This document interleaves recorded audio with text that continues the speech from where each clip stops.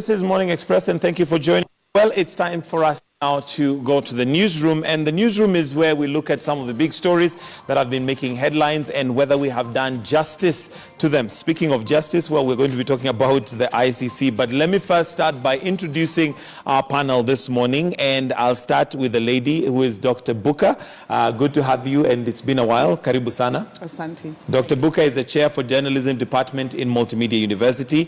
To her left, we have Crispus Yankem, who's a communication consultant. Thank you for joining us. Thank you, Mike. And last but not least, we have Clay Muganda, who's an editor with The Standard. Karibu sana. We'll also be joined by Koki Ocheng later on as we continue. She's a lecturer at the USIU in the media department. But let's start off, first of all, with, of course, what is on the headlines of most, if not all, the dailies this morning, and that is the news regarding the ICC. But first, let's first of all listen into the statement that was made, as many had expected or waited for the news as to whether Deputy President and Joshua Sang were going to be let off the hook with a case, with no case to answer, or they would have a case to answer. But let's listen in first. Trial Chamber 5A of the International Criminal Court decided by majority, with Judge Herrera Carbuccia dissenting, that the case against William Samoei Ruto and Joshua Arap Sang is to be terminated. According to the majority, this decision does not preclude new prosecution in the future, either at the ICC or in a national jurisdiction. This decision may be subject to appeal. The Chamber considered the requests of Mr. Ruto and Mr. Sang, that the Chamber find that there is no case to answer, dismiss the charges against both accused, and enter a judgment of acquittal. And the Chamber also considered the opposing submissions of the prosecutor and the legal representative of the victims, and received further submissions during hearings that were held from 12 to 15 of January 2016. On the basis of the evidence and arguments submitted to the Chamber, Presiding Judge Chile Eboe Osuji and Judge Robert Fremer, as the majority, agreed that the charges are to be vacated and the accused are to be discharged. They provided separate reasons for this decision. Judge Fremer found that there is no case for the accused to answer based on an assessment of the prosecution's evidence in accordance with the Chamber's guidelines. He considered that the prosecution did not present sufficient evidence on which a reasonable trial chamber could convict the accused. Accordingly, he considered that there is no reason to call the defense to bring their case or to prolong the proceedings any further. Judge Eboe Osuji, concurring with Judge Fremer's evidential assessment, also vacated the charges and discharged the accused without prejudice to re-prosecution in the future. However, he declared a mistrial in the case because, in his view, it cannot be discounted that the weakness in the prosecution case might be explained by the demonstrated incidence of tainting of the trial process. I am just delighted that I have my freedom today. This is what I've been longing for the last 6 or 7 years. God has seen us through today. I'm so happy I have my freedom. That is what matters. I want to thank God so much. I want to thank my lawyers, led by lead counsellor Katwa Keegan. They have done a wonderful job. They have done all that is possible. And now we are free with Bosekia. My lawyers have been great support. I just want to say thank you, God. Thank you, Kenyans. Thank you, everyone that has been praying for us all this time. You are great. I love you, people. I love you, Kenyans. I love you. Thank you, God. I'm free. Well, that right there just shows us, well, the true sign of being set free and freedom, tasting freedom after a long time of wondering what was going to happen. So let me start with you, Crispus, on the ICC case. This seems now more or less a conclusion. We do know that, of course, it can still be brought back should Fatou Bensouda want to have more evidence and bring it back. But in terms of coverage of how we have done so far with this particular case, 6 years. Well, thank you, Mike. And I must start by saying that I'm glad to be back. I know it's been quite a long stretch. But before I delve into the thick of things, I think I want to take 1 or 2 minutes to express my displeasure with the government for somehow ignoring the plight of the victims of Garissa attack, because you remember the commemoration was actually last week, and if you followed through very cleanly, you would have seen that it was only Duale who was present in Garissa. I think that was a moment for the government to seize and reassure the country that it is actually on top of things as matters security is concerned, and assure Kenyans that we are actually winning the war on terror. But having said that, I don't want to be accused of spoiling the broth. Let me just get to the subject matter and say that this is actually one of the longest stories that have been covered by the media. Like you put it, actually, it's been 6 years straight running. We've seen journalists going to The Hague, coming back, doing even exclusive interviews. So I want to agree that the media has actually done justice. But again, I want to seize the opportunity because I know the Deputy President, William Ruto, is now the man of the moment. And I think I want, just like any other patriotic Kenyan, to join the rest of the country and say that congratulations to the two. Of course, you could see the emotions in the voice of Sang when he was actually reacting to that. But again, listening to the spokesperson of the ICC, I know he spoke of a number of things. He spoke of terminating the case, he spoke of vacating the case, he spoke of a mistrial, and he spoke of acquittal. I think these are legal semantics. The media, looking at today's coverage, did not bring them out very elaborately. So as of now, as a Kenyan, I think I'm lost. Was the case terminated? Was it vacated? Was it an acquittal? These are some of the things that we need to bring out in a bigger way. Okay. Clay?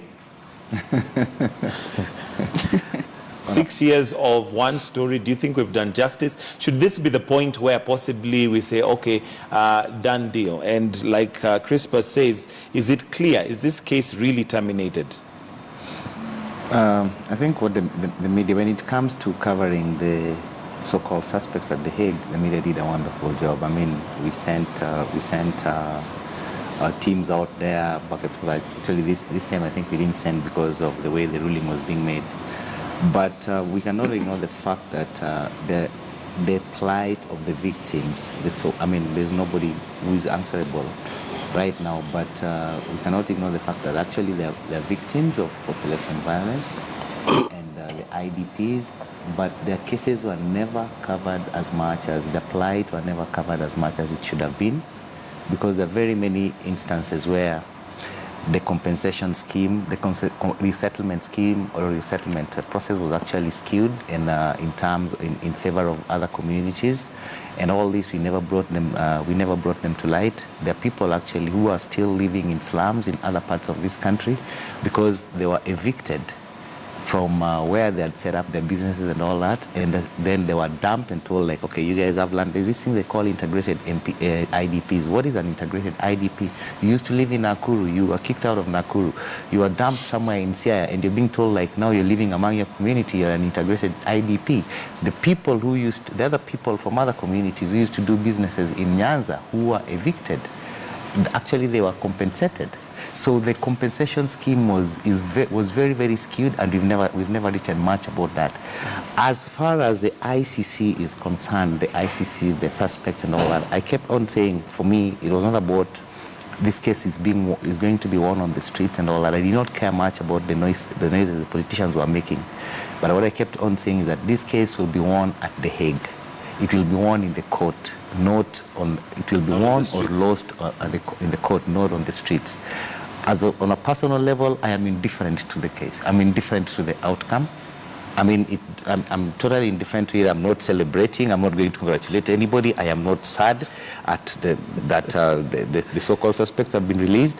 I am only sad that the victims, there are victims to this the victims have not been fully taken care of. Okay, let me come to you, Dr. Booker, and looking at the way the case has gone, have we concentrated so much on Ruto, Sang, and those who, at The Hague, that we forgot that there were actually people who lost loved ones, there are people who are displaced, and maybe we didn't give them as much coverage to especially seek justice for them? Thank you, Michael, and it's good to be back. I think for starters, one, looking at the kind of coverage that has been attended to, the ruling yesterday, it would be unfair to blame media for the kind of coverage that it has on the story. If you look across the dailies and even on the radio stations and TV stations yesterday, there was a lot of airtime and a lot of space that has been dedicated to it, and the celebratory mood that came with it. And, that's what the media should have covered anyway, because it's been, a long way in coming, 6 years, as Crispus has said. And, this was like the climax of all this. And so that is the kind of coverage that we expected. But going forward, the question of, does it then end there?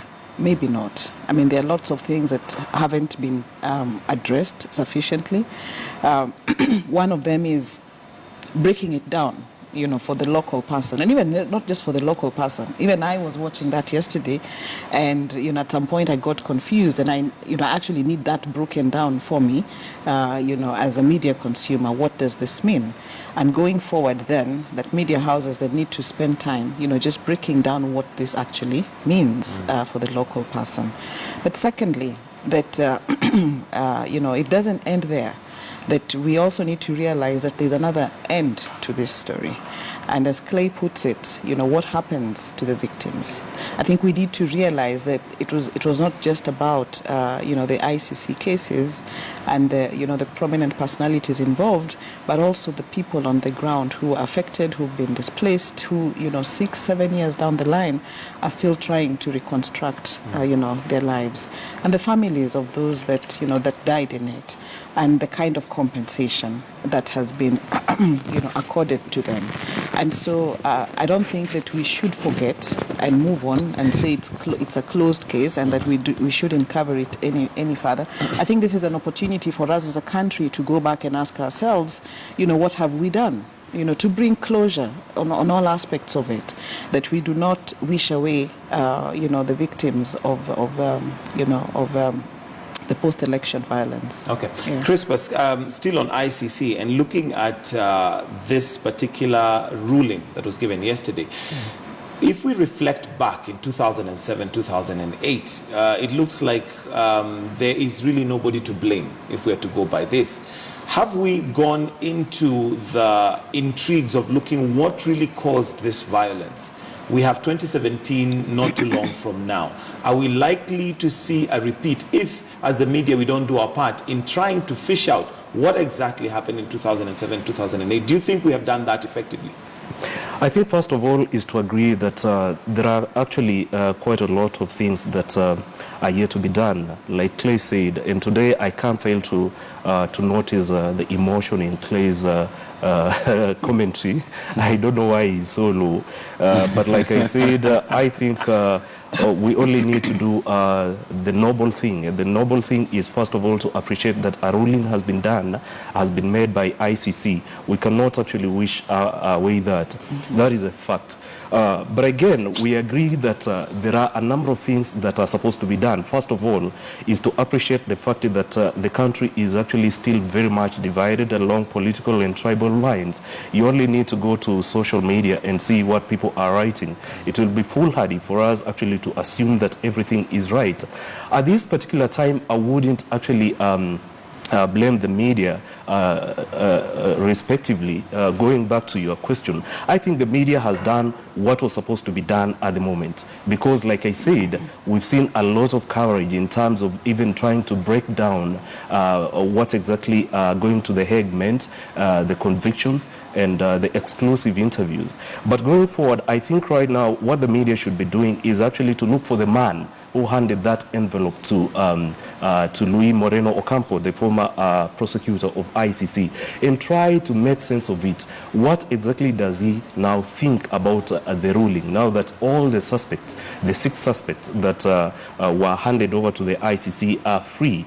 Number 2, the other credible thing to do, particularly for the media, is actually now to try and look for Bensouda and ask her what next. Surely we should not be blaming the ICC for making that kind of ruling. I think it is poorly for Bensouda because her predecessor did a shoddy job. She should blame Luis Moreno Ocampo for casting his net maybe deep but not wide enough to net the fish that was suspected. Responsible, and eventually actually denying Bensouda the opportunity of frying the fish that was culpable. But going forward, I think it is incumbent upon the government to ensure that it is now walking the talk, bringing all tribes together, ensuring that the spirit of reconciliation is actually driven deeper, especially given the fact that we are going into an election next year, and going by the indications, it is going to be a very divisive political affair for this country. Okay. Yeah. Dr. Booker, do you think that there needs to be more or magnifying glass put on the causes of the post-election violence, given that now this ruling has been done, and maybe there are some who are waiting with bated breath for whichever way it's going to go, but now this has been done, the ruling has been given, assuming it is not brought back by Fatou Bensouda. Do we know the causes of the post-election violence, and can we as the media highlight that, or do we need to, so that come 2017 we're at a better place than we were? I think one of the things that, the role of the media in society is, even when everybody else is not looking, that they need to be looking. And as I said, that it's not time for media to, close up that story and say it's done. The timing, is also of essence, because we're getting into an election next year. And, there is a lot of, the society is very unsettled. Divided along tribal lines. Some of the issues that actually prompted the violence that we had in 2007, 2008 are yet to be addressed. And I think it's only it's only fair, that media then highlights some of those things. Of course, responsibly, so that we are not, we are not fueling the conflict, as it were, but bringing those issues to bear, so that, having those uncomfortable conversations that nobody wants to talk about, that we need to talk about them, because that's our role in society. What is it that led to that violence? When we talk about an equal distribution of resources, for example, has devolution helped to that effect? When you talk about the victims of the violence, where are they, and what has been done to integrate them back in society or to get them back on their feet? Those are the uncomfortable conversations that we need to be having, because if we don't have them and media doesn't highlight them and doesn't bring those things to bear, then we are likely to see the same things happening in 2017. Mm-hmm. And just as we give a lot of prominence, to